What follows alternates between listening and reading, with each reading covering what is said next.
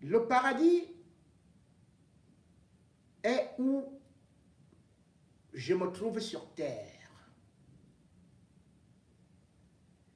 Et ma patrie est où je me sens mieux pour la liberté.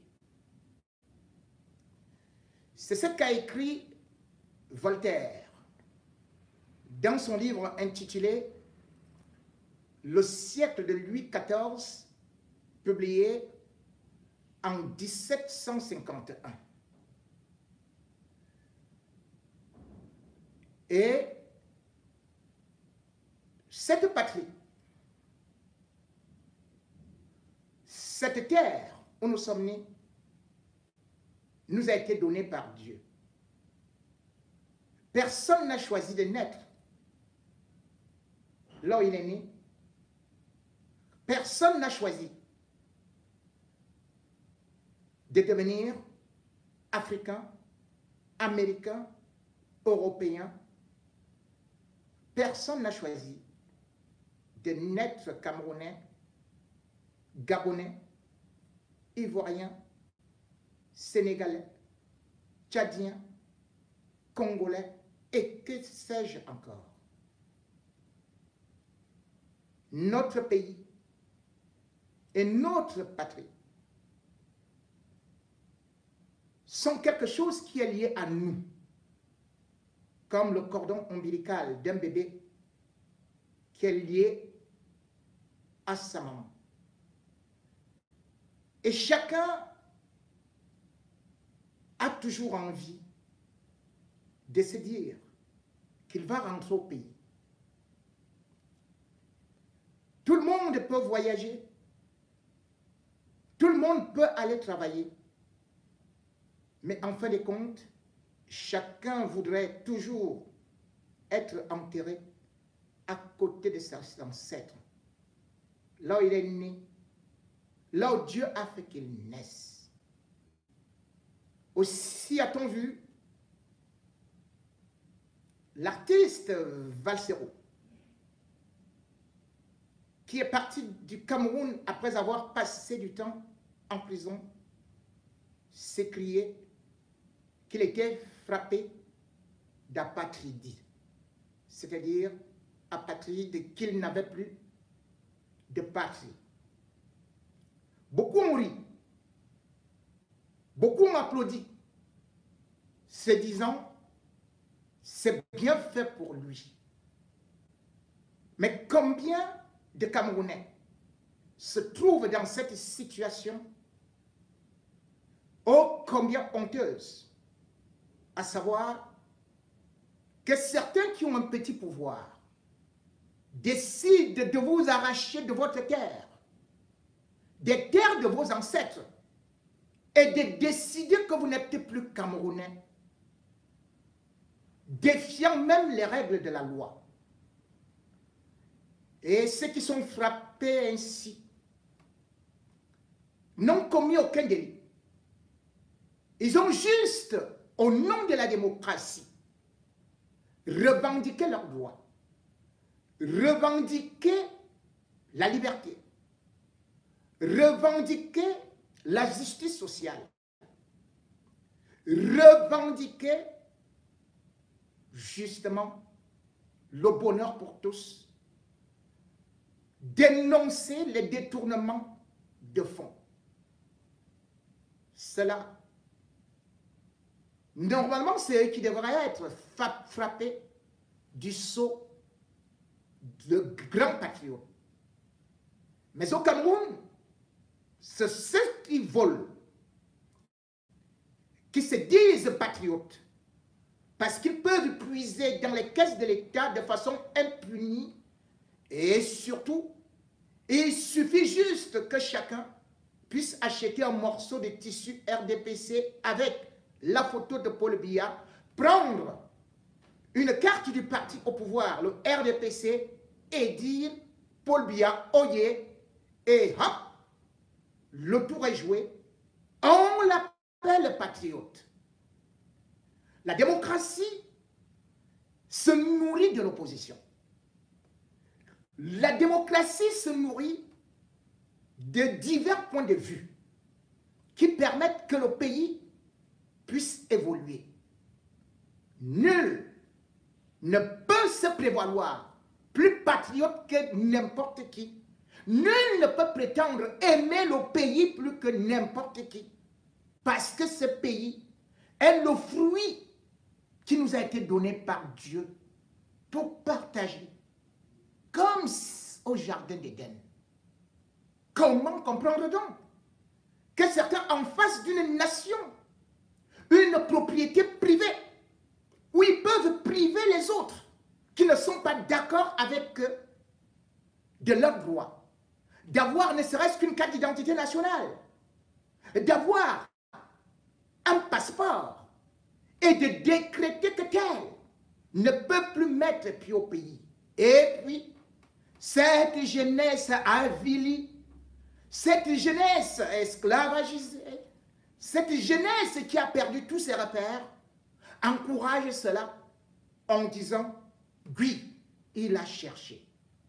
Et pourtant, comme Valsero, combien de Camerounais sont dans de telles conditions? Hier, on a vu Yannick Noah qu'on applaudit aujourd'hui, qui a eu finalement à jouer pour la France, à remporter des trophées pour la France. Et pourtant, le palais présidentiel est bâti sur le sol des étoudis, dont Yannick Noah en fait partie.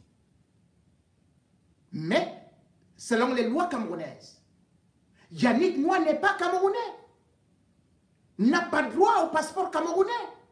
Donc ceux qui se moquent, pas seulement de Valsero, de Richard Bona, de nous autres et beaucoup d'autres combattants qui ne peuvent plus avoir de passeport, qui ne peuvent plus mettre les pieds au pays, qu'ils sachent que c'est notre pays qui en perd, qui en souffre.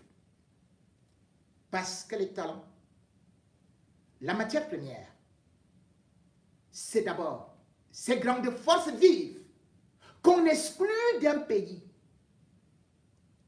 Rendez-vous compte, le Cameroun aujourd'hui a perdu plus de 5500 médecins qui sont à l'étranger et qui ont pris d'autres nationalités. Pendant ce temps, ceux qui applaudissent au pays, quand ils arrivent à l'hôpital, ils commencent à se plaindre qu'il n'y a pas de médecin. Ils commencent à se plaindre qu'il n'y a plus d'infirmiers. Ils commencent à se plaindre qu'il manque des spécialistes, que ce soit en chirurgie, que ce soit dans toute autre chose, parce que les pays occidentaux et asiatiques profitent de ces lois scélérates et de ces barrières politiciennes pour arracher la première matière première du Cameroun. Oui, on peut applaudir que toi, tu n'es plus Camerounais.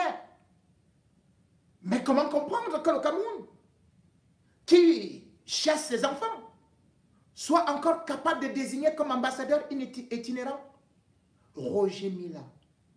Roger Mila qui est français et qui, selon la loi camerounaise, ne devrait même pas être désigné ambassadeur. Comment comprendre qu'aujourd'hui les Lions indomptables à 95% soient formés dans leur ossature des non-camerounais? On applaudit Éric Choupo-Moting et pourtant il est allemand parce que le Cameroun ne connaît pas la double nationalité. Si la FIFA n'existait pas et n'avait pas essayé de rafistoler les règles, Éric Choupo-Moting ne jouerait jamais dans les Lions. Ah, Brian Bemou, tout le monde est content. Les Castelletto, ils signent les autographes au Cameroun et on les considère comme un Bango qui finalement est parti de camerounaise à française. On le considère comme camerounais, pourtant c'est bel et bien un Français. Et pour qu'il vienne au pays, il doit s'aligner pour demander le visa. Voilà ce que notre pays fait. Et voilà ceux qui croient que cette loi n'attrape que les activistes, ceux qui veulent que le monde change. Et encore, quelle est cette loi qui fait de telle sorte que une autorité administrative puisse décider qu'un Camerounais n'est plus Camerounais? Cela n'existe pas. Oui, en effet, la loi 1968, LF, 3, du 11 juin 1968, portant le code des nationalités, eh bien, définit justement qui peut être Camerounais et qui ne peut pas l'être. Et lorsqu'on regarde les articles 31 jusqu'à 37, on se rend donc compte que ni le délégué général à la sûreté nationale, ni l'ambassadeur, ni le président de la République n'ont le droit de retirer la nationalité camerounaise, le passeport, ou de refuser la carte d'identité à un Camerounais. C'est cette loi, parce que de l'esprit des lois, nous devons en vivre.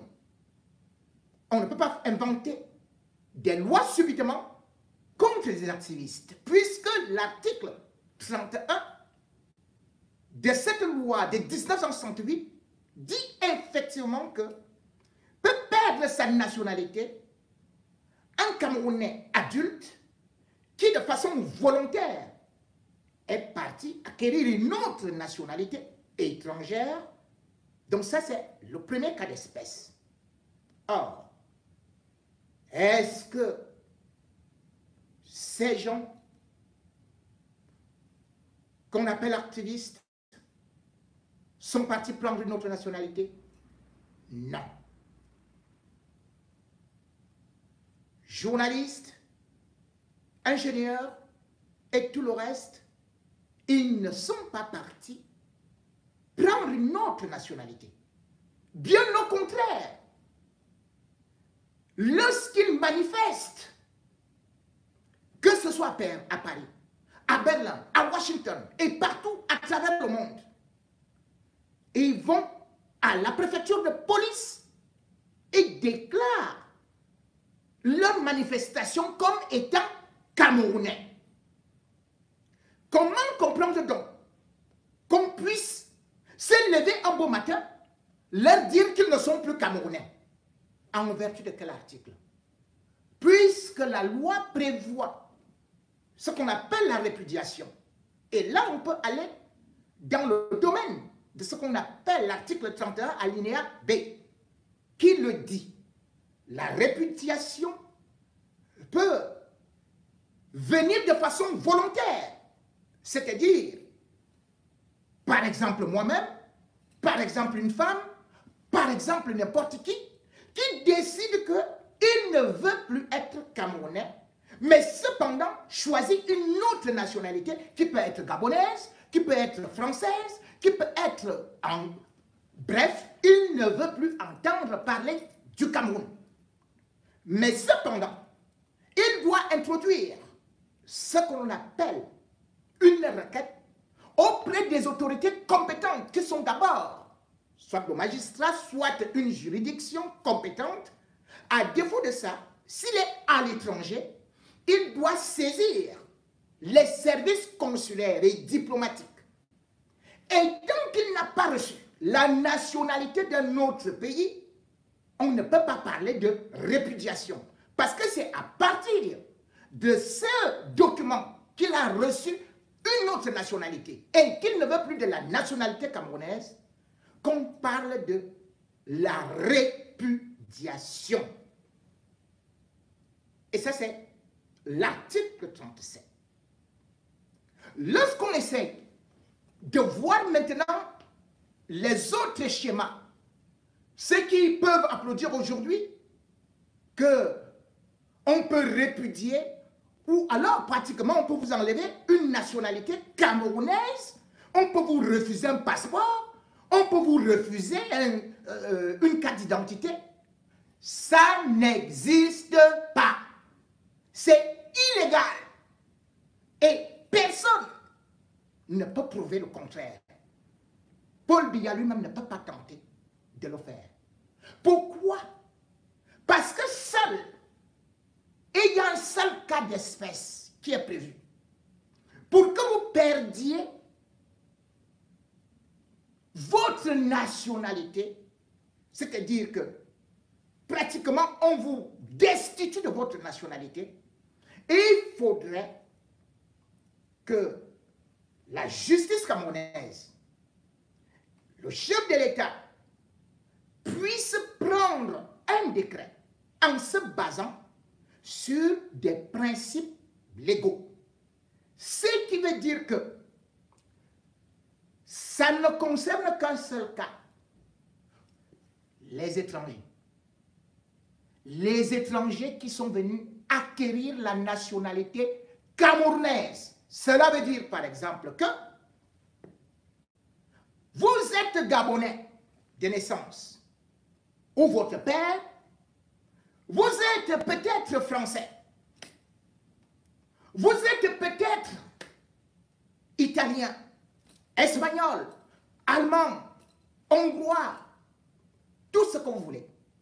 Vous arrivez au Cameroun, vous vous installez et vous demandez la nationalité camerounaise. C'est au moment où on vous accorde cette nationalité qu'on peut donc vous la destituer pour des motifs tels que hostilité à la patrie ou peut-être complot avec des puissances étrangères, rébellion, sédition. Ce n'est que dans ce cas, je dis bien un seul cas, si vous n'êtes pas Camerounais de sol. Parce que même un Français qui voit ses enfants naître au Cameroun, même un Allemand qui voit ses enfants naître au Cameroun, ils ne sont pas étrangers. Parce qu'il y a le droit du sol qui est reconnu au Cameroun. Ce qui veut dire que lorsque vous naissez au Cameroun, vous êtes déjà Camerounais, même si vous êtes blanc. Vous êtes Camerounais jusqu'à votre majorité. C'est après votre majorité que vous pouvez donc décider que vous abandonnez votre nationalité camerounaise pour prendre une autre nationalité. Donc même pour un Français qui est né au Cameroun, même pour un Italien qui est né au Cameroun, la loi n'a jamais prévu qu'on destitue quelqu'un de sa nationalité camerounaise. D'où vient-il donc que des individus se lèvent et commencent à dire aux activistes, aux journalistes, aux hommes politiques, que comme vous êtes contre Paul Biya, vous n'allez jamais avoir un passeport camerounais. Vous n'allez plus jamais mettre des pieds au Cameroun.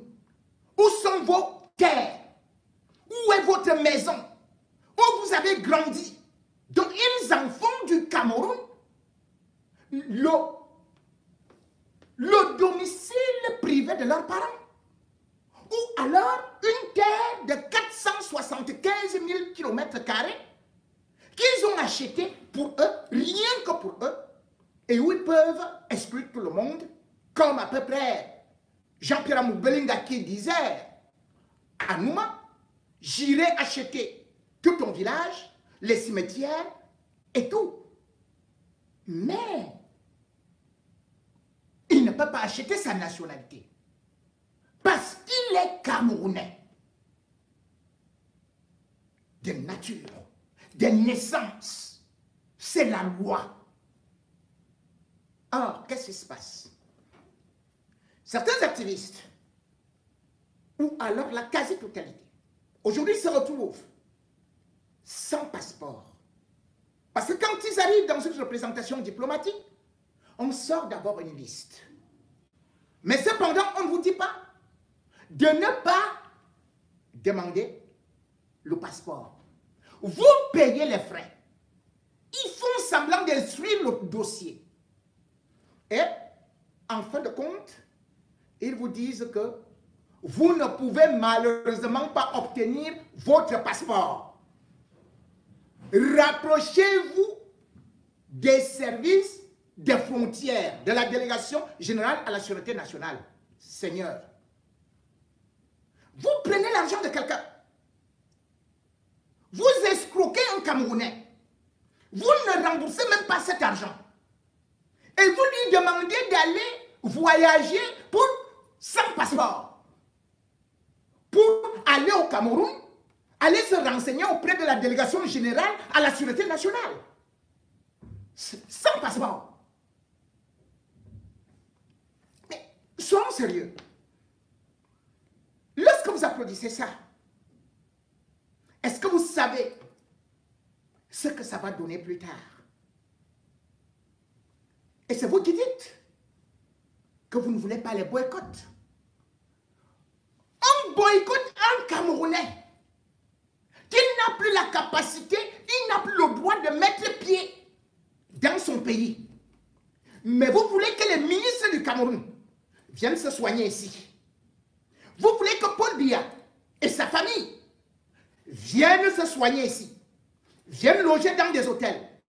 Et quand la diaspora crie, vous dites qu'ils sont barbares, ils sont sauvages. Mais vous interdisez à cette même diaspora de jouir de ses droits qui est hors la loi. Comment des hommes d'État, les hommes qui sont au service du peuple, peuvent-ils se comporter ainsi? Comment peut-on comprendre qu'un État décide que tous ceux qui ne chantent pas les louanges d'un régime sont des malfrats et doivent être chassés de leur pays? Aujourd'hui, le danger c'est quoi? C'est qu'il y a un proverbe africain qui dit le piège du con n'attrape que son chien. La loi 1968, LF-3 du 11 juin 1968 a été conçue par Amadou Ahidjo.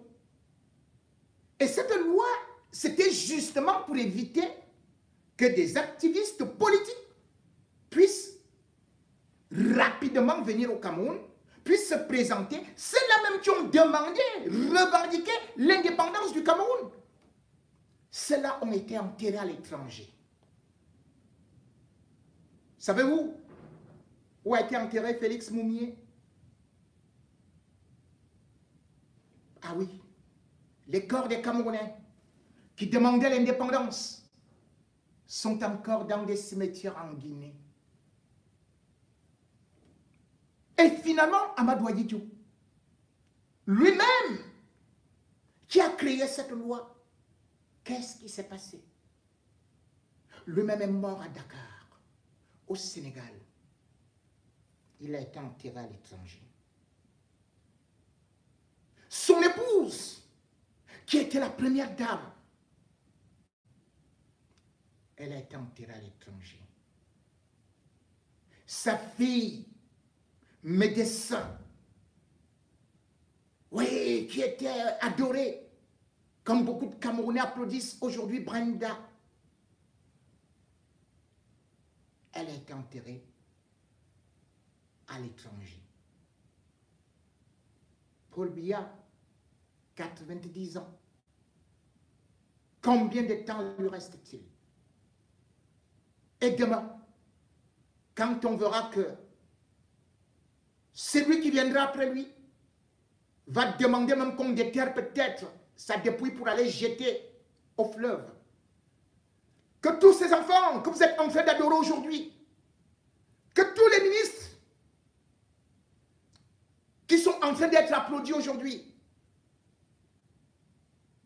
qu'ils seront jetés à l'étranger et qu'ils n'auront pas de capacité à pouvoir retourner. Vous allez accuser qui? Vous allez accuser l'opposition? Vous allez accuser le nouveau régime? Non. C'est que ce que vous cultivez, la haine que vous avez contre ceux qui veulent au moins libérer ce pays-là, eh bien cette haine finit par vous attraper. Vous savez, Mobutu n'avait jamais cru qu'il pouvait mourir à l'étranger. J'ai vu son fils ici, Madame Mobutu, et il voulait se vanter devant moi. Et je lui ai dit, moi au moins j'ai choisi la liberté, mais toi tu as fui ton pays et tu seras enterré ici. Ta dépouille ne sera même pas rapatriée un jour. Et c'est ce qui est arrivé. Il a été enterré au cimetière de Montmartre devant 5 personnes. Ceux des ministres aujourd'hui qui sont au pouvoir, savent-ils ce qui va se passer au soir du pouvoir de Paul Biya? Ils vont prendre des pirogues, ils vont prendre des benskins, et ils vont se déguiser en femmes. Ils vont passer peut-être par le Gabon où ils seront repérés. Certains seront rejetés au niveau de la frontière de la Guinée équatoriale. D'autres vont tracer avec les bicyclettes vers le Tchad avant d'être attrapés par Boko Haram. D'autres passeront par le Nigeria avant d'être kidnappés par les Ambazoniens. Et en fin de compte, certains qui auraient réussi à venir ici n'auront même pas un jour de sortie de leur trou de souris parce qu'ils auront la honte de leur vie. Aujourd'hui en haut, demain tu tombes. Aujourd'hui avec Biya, demain tu te retrouves en enfer. Oui, comme Jean-Pierre Amougou Belinga, qui voyait tout le monde et qui, comme étant un ennemi de la patrie, de son pays à lui, ce Jean-Pierre Amougou Belinga aujourd'hui est en train de lire l'heure, est en train de supplier pour pouvoir aller vivre ne serait-ce qu'en République centrafricaine, où il a pris un petit passeport. Aujourd'hui, Jean-Pierre Amougou Belinga est dans un trou de souris de la prison principale de Kondengi, au moment où tout son empire, qu'il croyait aussi fort, qu'il croyait grand, qu'il voyait plus que celui des pharaons, est malheureusement en train de tomber comme un château de cartes bâti sur du sable mouvant. Comme le disait, comme le dit un proverbe africain, les rois peuvent voir leur château s'écrouler, mais les termites auront toujours leur abri.